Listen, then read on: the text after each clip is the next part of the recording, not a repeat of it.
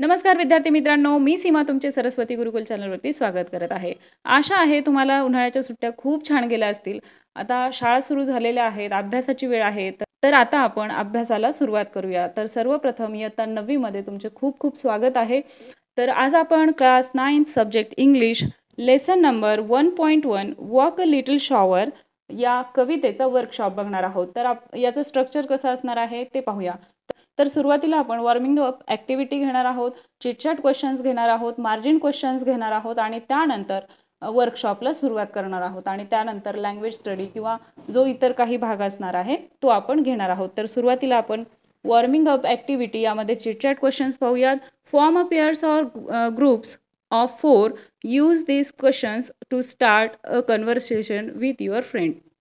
आपल्याला ग्रुप बनवायचा आहे आणि कन्व्हर्सेशन करायचं आहे. त्यासाठी क्वेश्चन आहेत. First, are you a talkative person, म्हणजे तुम्ही बडबडे आहात का किंवा तुम्हाला बोलायला आवडतं का? Yes, I am talkative person. I would like to talk on different subject with my friends, teachers and relatives. Second, do you like to share your thoughts, म्हणजे तुम्हाला तुमचे विचार शेअर करायला आवडतात का? Yes, I like to share my thoughts with others. Whenever I get chance I share my thoughts. Third, what would you like to do after 10th, म्हणजे 10वी नंतर तुम्हाला काय करायला आवडेल किंवा तुमचं काय करण्याचं विचार आहे? I would like to choose science branch. I would like to do my career in medical field. I would like to serve society through this profession. आता या प्रश्नांचं उत्तर सगळ्यांचं वेगवेगळं असू शकतं. कोणाला आर्ट्स फील्ड जॉईन करायची असेल, कोणाला कॉमर्स फील्ड जॉईन करायची असेल आणि त्या वेळेनं त्यांचं जे काही प्रोफेशन आहे ते त्यांना निवडायचं असेल ते तुम्ही प्रत्येकाने वेगळं या ठिकाणी लिहू शकता. त्यानंतर आहे माय थॉट्स. आता या ठिकाणी ॲक्टिव्हिटीज दिलेल्या आहेत. Form group of 4 to 6. Discuss the following with your friends in the group and then complete the sentences. आता 4 ते 6 जणांचा ग्रुप करायचा आहे आणि ह्या ज्या ॲक्टिव्हिटी दिलेल्या आहेत ते पूर्ण करायचे आहे. A, I would like to talk to, म्हणजे मला कोणकोणत्या विषयावर बोलायला आवडेल? माय मदर अबाउट, या ठिकाणी एक करून दिलेलं आहे स्विमिंग लेसन्स. आईसोबत स्विमिंग लेसनबद्दल बोलायला आवडेल. My father about computer and technology. आता काहींना त्यांच्या वडिलांसोबत वेगळ्या विषयावर बोलायला आवडेल, त्या दृष्टीने या ठिकाणी तुम्ही उत्तर लिहू शकता. हे लिहिलं तरी चालेल. My teacher about my studies. My best friend about games. My grandparents about tradition. My neighbours about our society. B, I would like to learn to. आता या ठिकाणी आपल्याला शेवटी एक दिलेला आहे play chess from my cousin. आपल्या भावंडांसोबत, चुलत भावंडांसोबत चेस खेळायला आवडेल. तर आता वरती काय दिलेलं आहे? From my best friend. त्यांच्यापासून आपल्याला काय शिकायला आवडेल? Sing from my best friend. त्यानंतर cook from my grandmother. Math from my teacher. Carrom from my neighbour. आता यापेक्षा वेगळी उत्तरं लिहिले तरीही चालतील. तुमच्या आवडीनिवडीनुसार तुम्ही हे फिल करू शकता.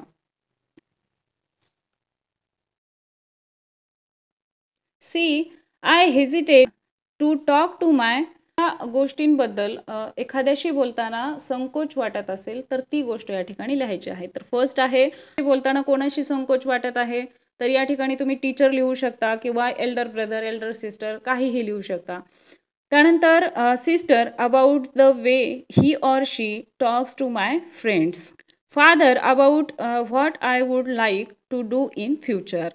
Uncle about how I want to spend my holidays. Elder brother about my favourite memories.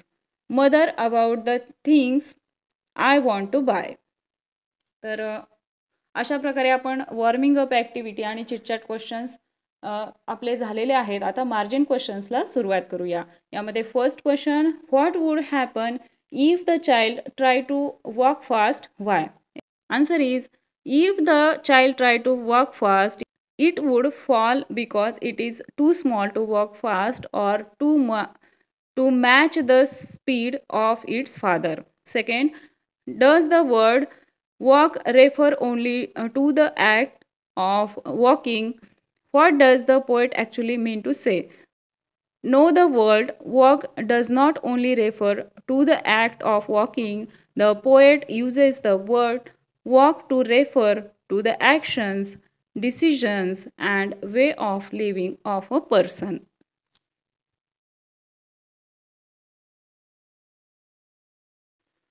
Third question, what do the footsteps of the father refer to? Answer is, the footsteps of the father refers here to the father's mannerisms, distinctive and individual gesture, traits of speaking and behaving, his actions and his all other characteristics that makes a person successful in life. Fourth question, what qualities of your parents or elders would you like to adopt? Answer is, their ability, noble thoughts and actions, kindness and love for others, disciplines, hard work, honesty, perseverance, and to remain happy in good or bad condition. आत्तापर्यंत आपण warming up activity पाहिलेली आहे, chitchat questions पाहिले आहेत, margin questions पाहिले आहेत. तर आता वर्कशॉपला सुरुवात करूया. यामध्ये फर्स्ट क्वेश्चन आहे, read the poem allowed.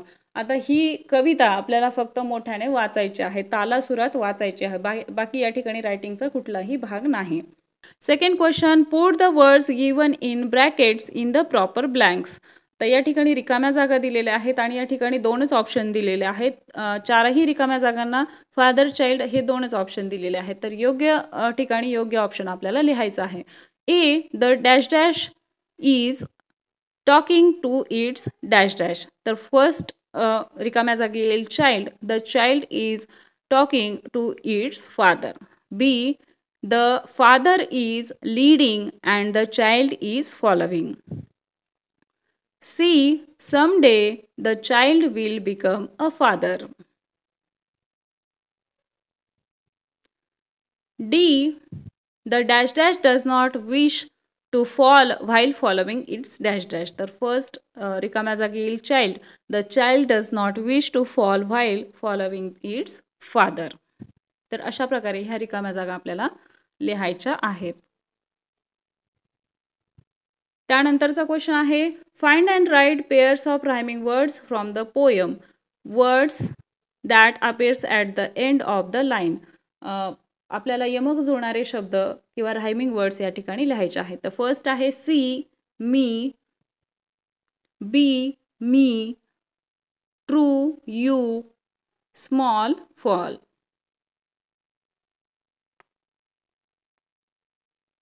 Third question, the meaning of the words in the following pairs show that they are related. आता या ठिकाणी आपल्याला संबंध असणारे शब्द दिलेले आहेत, जसं डॅडी और फादर चाइल्ड. फादर चाइल्ड हा काहीतरी संबंध दर्शवणारा शब्द किंवा शब्दाची जोडी आहे, जसं फॉलो, लीड हे सुद्धा आहे. तर तशाच प्रकारचे शब्द आपल्याला लिहायचे आहेत. या ठिकाणी find 5 more pairs of related words, 5 शब्दांच्या संबंध असणारे शब्दांच्या जोड्या या ठिकाणी द्यायच्या आहेत. तर एक्झाम्पल, टीचर, स्टुडंट. सेकंड आहे डॉक्टर, पेशंट. थर्ड आहे गिव, टेक. आता खाली आपण एक्स्ट्रा या ठिकाणी दिलेले आहेत, come, go, owner, servant, read, write, up, down, good, bad. तर अशा प्रकारे आपल्याला ह्या जोड्या सांगता येतील. Fourth question, the child in the poem requested his father to walk slower. म्हणजे या कवितेमध्ये तो मुलगा आपल्या वडिलांना हळू चालण्याची विनंती करत आहे. Here the poet implies that the child wants to understand his father's action better. म्हणजे त्याला त्याच्या वडिलाच्या ज्या काही कृती आहेत त्या समजून घ्यायच्या आहेत. तर the child would like to act the same way but wants the father to be more understanding towards the child's need. त्या मुलाला त्याच्या वडिलांसारखंच वागायचा प्रयत्न करायचा आहे, परंतु हे वडिलांनी देखील कुठेतरी समजून घ्यायला हवं की त्याची गरज काय आहे. What is implied in the following lines. आता या खाली काही ओळी दिलेल्या आहेत, त्यामध्ये काय सूचित केलेलं आहे ते आपण पाहूया. A, sometimes your steps are fast. म्हणजे कधी कधी तुमचे पावले खूप फास्ट असतात किंवा तुम्ही फास्ट चालता किंवा कृती करता. Answer is, sometimes the father's actions are too quick for the child to follow them properly. B. Sometimes your steps are hard to see. कधी कधी तुमची पावले किंवा तुम्ही काय ॲक्शन घेता ते दिसणे कठीण असते. Answer is sometimes the actions of the father are too difficult that the child cannot understand, observe, and act accordingly. C. I would want to lead just right. मला योग्य नेतृत्व करायचे आहे. Answer is the child who is grown up now wants to guide his child correctly in the journey of his life. D. And know that I was true. आणि मी खरा होतो हे जाणून घ्या या ठिकाणी दिलेलं आहे. मग आता याच्यावरती स्पष्टीकरण काय आहे ते पाहूया. Answer is the grown up child is confident about his opinion, judgements and action in his life. He was correct and sincere throughout his life like his father.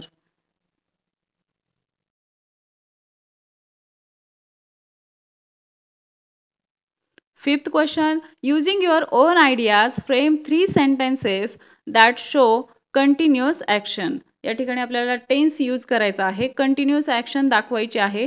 तर असे कंटिन्युअस ॲक्शन दाखवणारे 3 sentences बनवायचे आहेत. Example या ठिकाणी एक दिलेलं आहे, यू आर लीडिंग मी. तर हे सेंटेन्सेस पाहूयात. First, she was making us cry. Second, I am playing carrom. Third, he was helping his father. Sixth question, using your own ideas, frame at least 3 sentences that show future action or state. आता या ठिकाणी देखील tense वापरायचा आहे. Future action दाखवणारे tense वापरून आपल्याला sentences बनवायचे आहेत. एक्झाम्पल या ठिकाणी दिलेलं आहे. कसे बनवायचे ते देखील या ठिकाणी आपण पाहूया. Who will want to follow me. Second sentence, when I am all grown up. तर अशा टाईपचे आपल्याला 3 सेंटेन्सेस तयार करायचे आहेत. फर्स्ट आहे, it will be very hot in the summer. Second, I hope you will have a successful journey. Third, next month he will be 20 years old.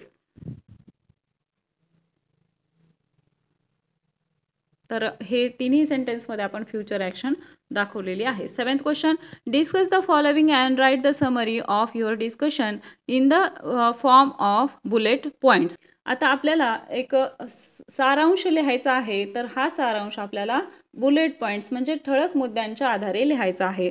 तर A, how are certain ideas or customs or knowledge passed on from one generation to the next.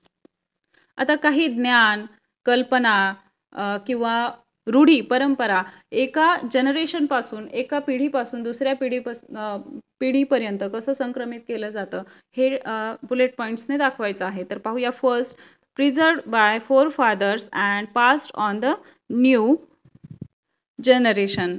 Second, continue to exist till this date. Third, mythological literature, Vedas, folklores, fables, and artists instill cultural values into them.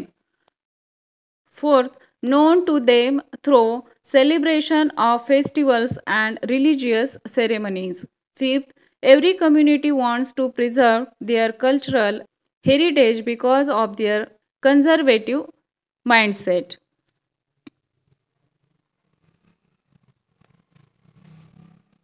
B, is it necessary for children to follow the footsteps of their forefathers?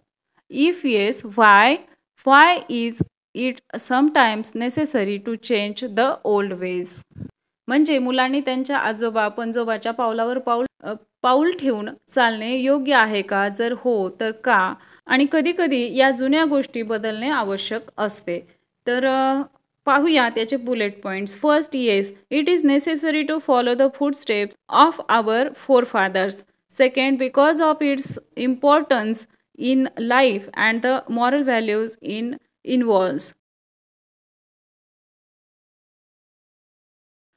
Fourth, sometimes it is necessary to change the old way because many of the traditions or customs are based on superstition which cannot be explained by reason or science.